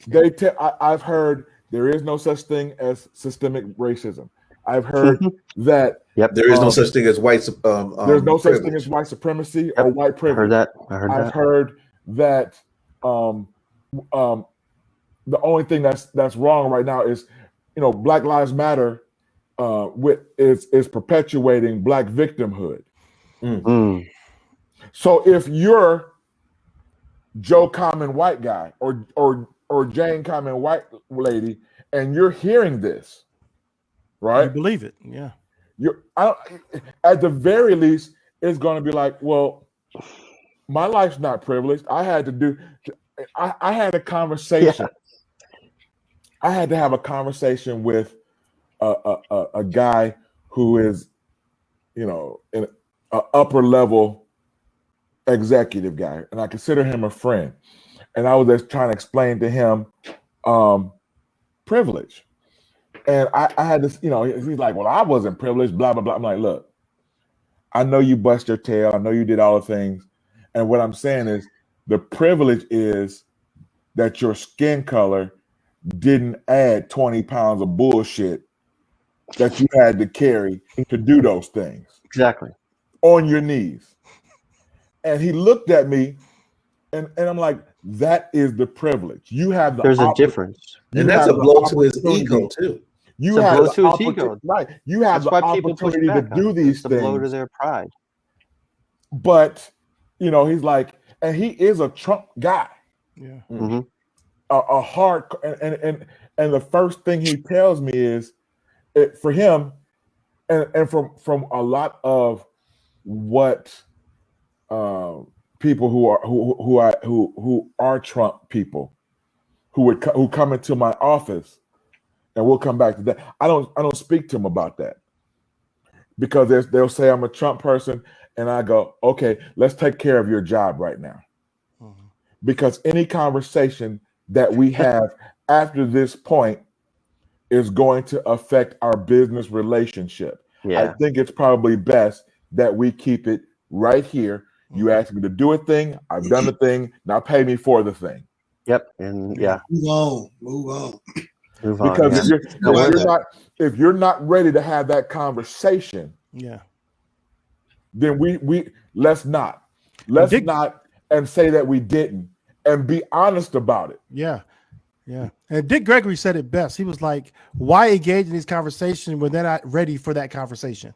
You're They're not not ready. on that. They're not ready for that level of conversation, and I think that's where my problem is sometimes, because I have to learn not to force conversations, Mm. and I think that's something I had to learn during the pandemic, because I've had a ton of these conversations. Even you told me, Clarence, what you said, why do you tolerate these people? Remember, but we had a sidebar on it. But the thing about it is that that's my place. That's my You are way more patient than I am.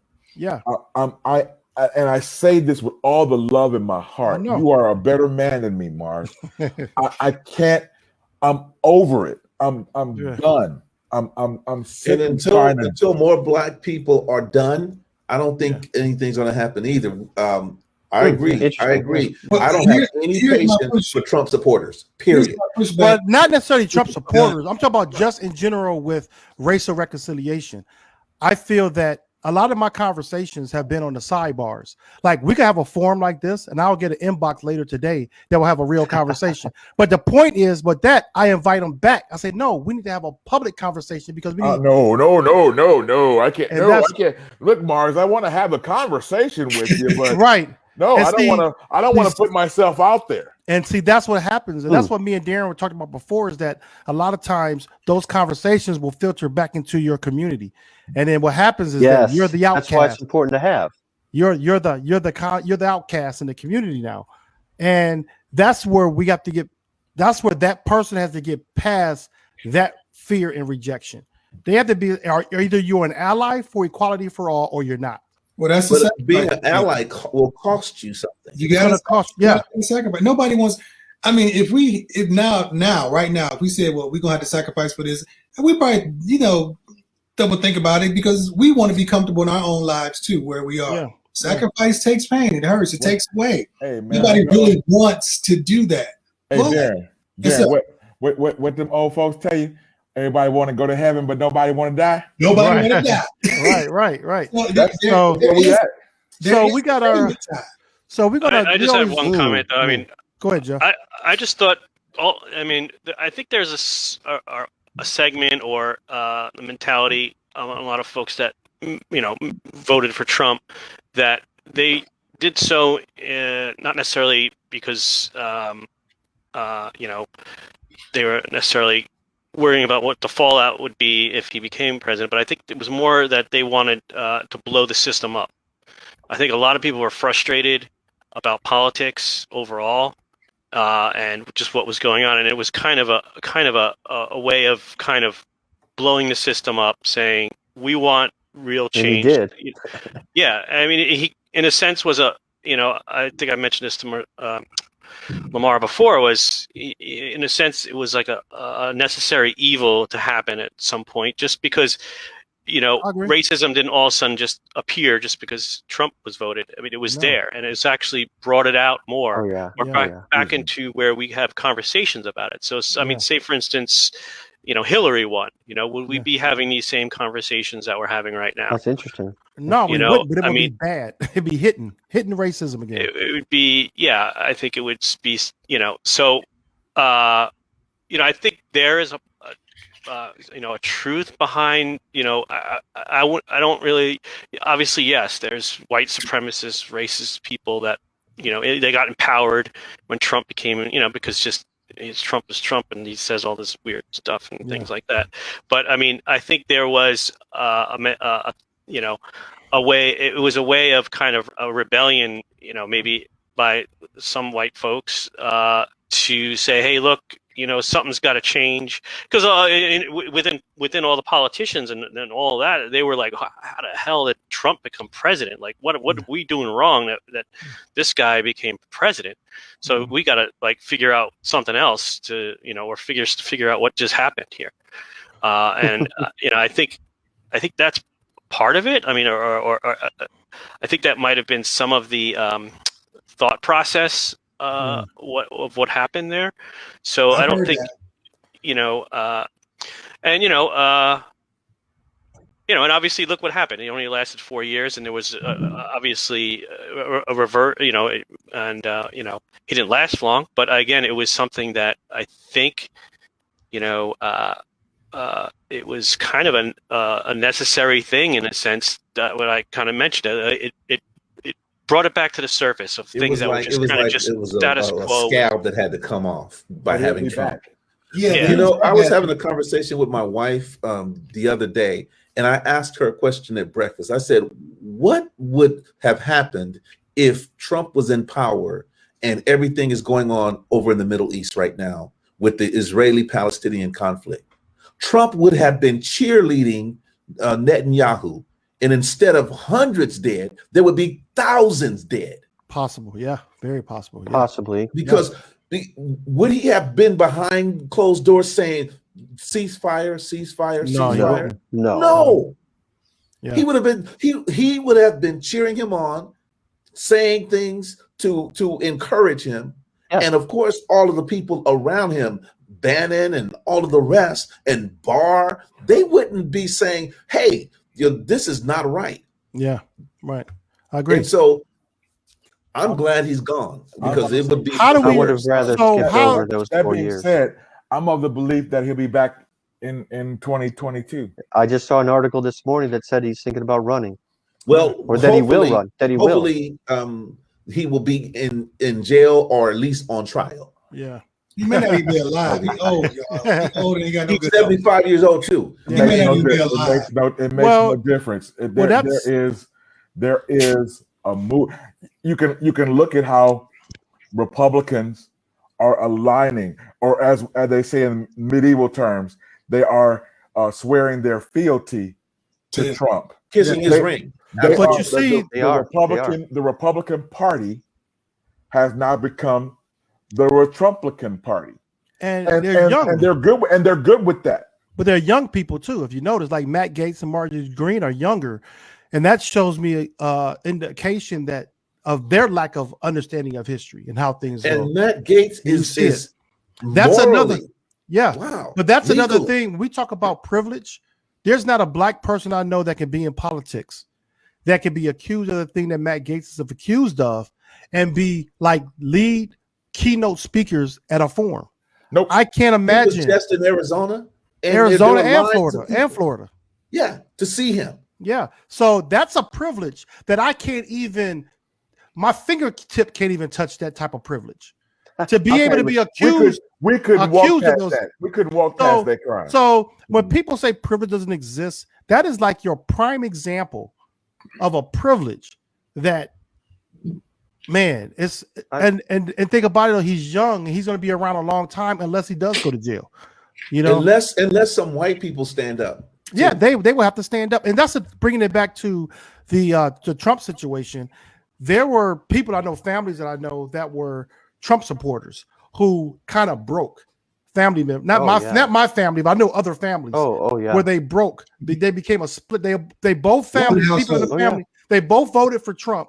But over the course of those 4 years, that family fractured because one side was like, you know, I got to go for what's right. Another side said, I'm standing my ground here with this. And they're fractured. And I've seen so many friendships like that fractured. And I can't imagine being, I mean, me and my family don't agree all the time. But I can't imagine to allow politics destroy my relationship with a loved one or a close person. But it's more than politics. It's about more than politics. Yeah. It is. But they allowed politics to break that up. It was deeper than that, right? It's character. Their character was fractured. It's about character. It's like you said it's not about the Democratic or the Republican, it's about people. It's not politics, it's character. Exactly. If your character aligns with this particular character that's exactly what I don't care what you are, I ain't got no issue for you. You see what I'm saying? Yes. I can't help you. I can't it's beyond policy. Right. Because they say that you ally yourself with this person, right, regardless of policy, and you're like, you know what, I can't go there. I'm sorry. Yeah. I just say that, how do you look at me then? Exactly. How do you look at me? Or am I your only, like, your black friend, your one black friend? And he's the cool guy, you know? Right. Am I that to you? And if I'm not that to you, then I'm not your friend. Or you can vote for Trump and say you're not a racist, but you tolerate racism. You tolerate. I don't care what you deal say. breaker. If you pull it should be. but it's not. Especially if you pulled it twice. Yeah. Especially if you pulled it twice. I'll give you okay, You made a mistake back you in. want to change the you want to change the government, and like the Jeff other was big saying, thing you was wanted to blow You up Benghazi. wanted the to blow the system. system up. Yeah, that's fine. And the But other to thing vote was for him a Benghazi. second time? Yeah, but the second time is crazy. Those But, are the people I have a problem with today. The yeah, ones who voted the second time, I have a problem with because huge. I Huge. always look at character. Always look at character. It's you. And I feel that there's a lot of I cannot even depend on you in my life to help me. I can't depend on you. I can't even depend you on as a friendship because it's deeper than that. It's deeper than that. That vote you made. It goes all the way back to what's the root in your heart. Like, what do you think about people? What does your daddy teach you? What did your grandfather teach you? Where all that when I hear people say it's the fabric of America, there's a fabric within your upbringing that allowed you to think this was okay. Yeah. Just like in Missouri, the same guy that had the guns, him and his wife, on the Black Lives Matter protesters that put their guns out, he's running for Senate. Like, how is that okay? And people are going to vote for him. Yes, and people are going to vote for him. That's the thing about the mentality that I don't understand, and it's scary. It's scary to the sense that 81 people voted for Trump, or 80 something people voted for Trump, or whatever it was. It was like almost 50-50. He was at 74 million, and Biden was at 81 million. Okay, 81. so still that's pretty close for that many people. Only 7 million apart. It's scary because It I is don't scary. I don't see progress in America. Like, people say that our country has improved. Yeah, that lets not when me they know. voted. Right. Yeah, absolutely. And you notice that right after the election, when the controversy came up, all the communities that they wanted to contest were minority populated communities. They're bold. Here's with the thing it. about That's what's characters scary like to me. Gates. That's scary to me. Candidates like Gates. The more radical they are, the more enthusiastic support they're going to get. They don't care about getting majority more. They want to get the people out to the vote, and the way to do that is to align yourself with.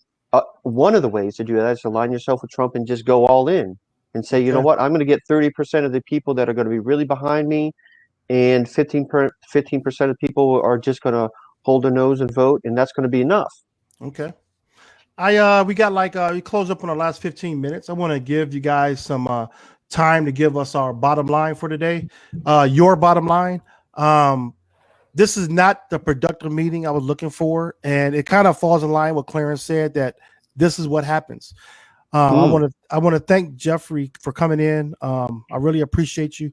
I was looking for some other people that I communicated with yesterday, me and Darren both, and I was looking, and I know that the people we talked to yesterday were actually people that do want to see reconciliation. I think there's still this fear of getting in the forefront and standing on the ground and trying to have these conversations. And Clarence made a good point of exhaustion. Yes, we are exhausted of having these conversations. And I just during this show today, I am considering myself of just toning it down from a show perspective. And the reason why I say that, I'm still going to have my conversations outside of here, but it is exhausting because you're not going to get the cooperation. You're not going to get people bold enough to say, I really want change. Our country's not ready for real change yet. It's obvious. We're not ready for change. So with that being said, I'm going to go ahead and I'm going to give you all your bottom line, starting with Clarence. I want to find out, just what's your bottom line for today, and how are you going to go forward with how you got to navigate life.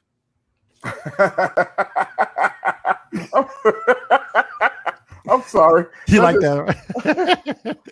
So the bottom line is the only thing. Let me make sure I say this correctly. You can have your opinions. Everybody can have their own opinion. You cannot have your own facts. Right. And at some point, the hard conversation is going to have to be had, that is going to have to be completely factually based. And that's on both sides, good, bad, right, and wrong. And we can't keep driving these conversations. People that look like me cannot keep driving these conversations. People are going to have to understand the concept of intersectionality. We are all affected by bullshit. Mm-hmm. And until it's going to take brave people who understand that I'm going to lose something. Okay. When I said earlier that there's a distinct possibility that I can die in the streets for what I believe and how I look, it's the truth. Yeah. And I've made my peace with that. Yeah. So if you want change, if you really, really want change, you're going to have to make peace with the fact that if you want to go to heaven, there's no other way. Right. That's the bottom line. If you want to go to heaven, you're going to have to die. Yeah. And do right. And do right. Yeah. All right. Gotcha. Okay, Darren, what's your bottom line, man? My bottom line for me is, though there is exhaustion, for me, I still, however I maneuver, still got to speak or have a conversation, because you never know who's listening, especially now with these types of avenues and social media and live streaming and everything. That one day you might hit somebody to, plant the seed. Yeah. Let somebody else water it.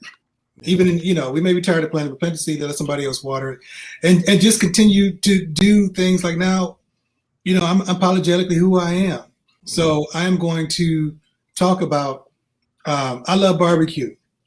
And I was flabbergasted to how, just like we didn't know about Tulsa in most of our years, I didn't know how the slaves were so impacted and impactful in the art of barbecue. Mm-hmm. So I'm like, everybody gonna know now. Yeah. And that's what I do. You talk about that, you put it out there. Now that starts another conversation. Well, what do you mean unknown black pit masters? Let me tell you. Yeah. You know what I'm saying? Yeah. So I just try to put things out there to tickle somebody's fancy, to get them hook, line, and sinker, and then we can have that conversation. Mm-hmm. And we can know that Kansas City barbecue was, mentored by a black man, not some white guy. Yeah. You know what I'm saying? So it's just, I know it's tiring. It's exhausting being black. I get it. I get it. But for me, whether it's in this circle or outside of the circle, I just got to keep talking. Mm-hmm.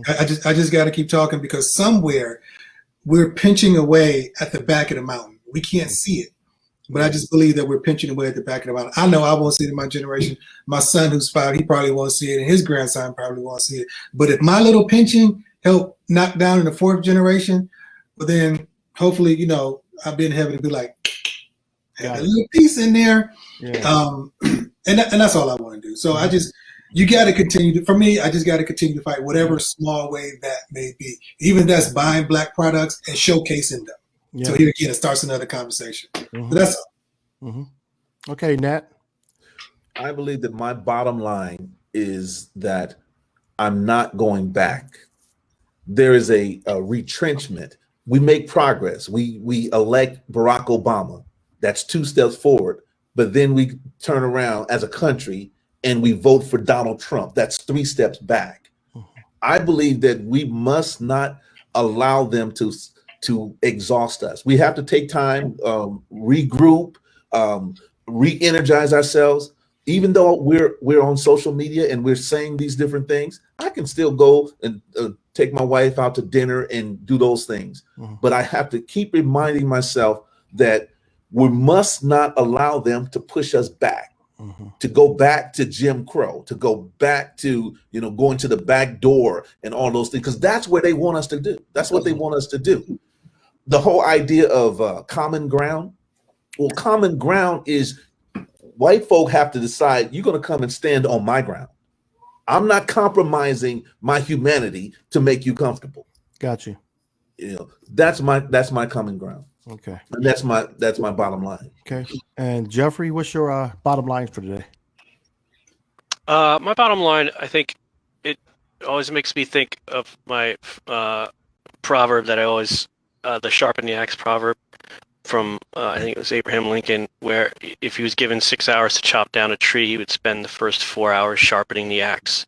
So I think that's where we are all at, and we shouldn't. We have to keep at it, and it could be, what the tree represents could mean a whole bunch of different things depending what it is. But I mean, in terms of racism and things like that in our country, I think we have to continue to work together as humans to sharpen that axe so we can chop this tree down the most efficient and best way, and that we can as a group get this where we can move ahead. Like I mean, you all mentioned it. I mean, like, if you go back and look at debates and videos from debates from like presidential debates or whatever it may be from like 40, 50 years ago, I mean, they all kind of talk about the same things every time. And has like anything really changed in those years, in like 50 years? Because you were even saying that, you're over 50 now, and your father, grandfather was talking about things, and they're still, and we still talk about them. And when are we gonna, as a people, unite and move forward? And I think that's the only way real change is going to happen. And I have hope that it will happen in my lifetime. But but then we have our children to carry the torch for us. And I think, again, myself having, I think having mixed children now, I think their perception on a lot of these things, and I think there's a lot of more younger people that the overall perception of how things will be in the future, it gives me hope. Yeah. So that was my lengthy bottom line, but Okay, no, that was good. No, I that was hope I good. made That's my good. point. I don't know. Oh yeah. Okay, Darren. What's your bottom line, Darren? Well, I thank you for allowing me here at the table and to be a part of this. I thought that this was a good conversation, and that this is my daughter was singing back there. Sorry. Time really flew by for me. I thought this was productive and interesting. So I don't know. I know that it's frustrating. I know that it's difficult. And I know that it does feel like we're taking, one or two steps forward and then taking two or three steps back sometimes. And but I think that if we don't have these conversations now, we just kind of kick it down the road. We just kick the bucket down the road. So we talked about future generations. If we're not tackling these things, if we don't get it head on, then it's going to keep pushing it back. And I think it's all people are responsible to have these conversations. It shouldn't just be one group of people, one race of people. It should be all people. We're all human beings. And yeah, I like what you said, Clarence, about intersectionality. We're all in this together. And I love that. We're all affected by the BS. It mars us as a nation, as a culture. It reflects on us as people. If we allow racism in this country to continue. Agree. That was good. My bottom line is always about education. Just keep teaching each other. One of the things that I always ask people when I get in these conversations is that how often do you talk about these topics at the dinner table with your family? If you're not at the dinner table with your family talking about social issues, things that affect, if they're not affecting your kids' life now, it will affect their life in the future. E.B. Smith was on earlier, who said that he never seen racism. He grew up in Cleveland Heights, which is a multicultural community. He never seen racism until he went to college. Yep. At Westside Institute is when he really saw racism. I, on the other hand, saw it in the second grade, growing up in a 80%, 90% white community. When people hear me talk, they think I grew up in the hood somewhere or, in the inner city. No, I grew up in the suburbs. So I know what real racism looks like at 7 years old. Yeah. Wow. You know, so I 7-year-old. know 7-year-old. I know what it looks like. I know what it looks like when a teacher puts assumptions on you. So Yeah. let's educate our children at the dinner table. That's where I learned how to navigate life. I learned at the dinner table. I learned because some things that didn't like for me because I was in a better situation than maybe my cousins were or other friends that we knew that weren't in a better situation. I had to still be able to navigate life and not flaunt what I can do in front of them. You know, it's like there's a balance there. So the same thing with people of what we would call privilege. Show people how to navigate life and not look down on others, not put down others, but respect and give dignity to everyone. That's education. That's education. You can only do that by having conversations. And that's my bottom line. I remember Darren, we had this conversation about, did you talk about this at the dinner table? He's like, no, we didn't. We have to get past that. Have those conversations about George Floyd, about when you tell your kids this is what they're doing in Georgia with voting rights. This is how it impacts people. Yeah. You know, regardless of what it is, talk to our younger generation so they can grow up understanding. And not only that, they can be aware when they see it. They can show empathy when they need to. So that's I my really, bottom really line. want to thank you guys for being here. We put this together literally at the last minute, so thank you so much for being here. Thank you. Thank you for your time. Thank you for being here. The 2 hours that you guys were here and logged on and to contributing so well. So Awesome. I got up at 5 something this morning. Thank you, Nat. And also inbox me your phone number. Will do. Yeah. Thank you. Thank you. All right, Nat. Yep. Thanks, gentlemen. Thank you. You want to go ahead and hit that outro? I will. Okay.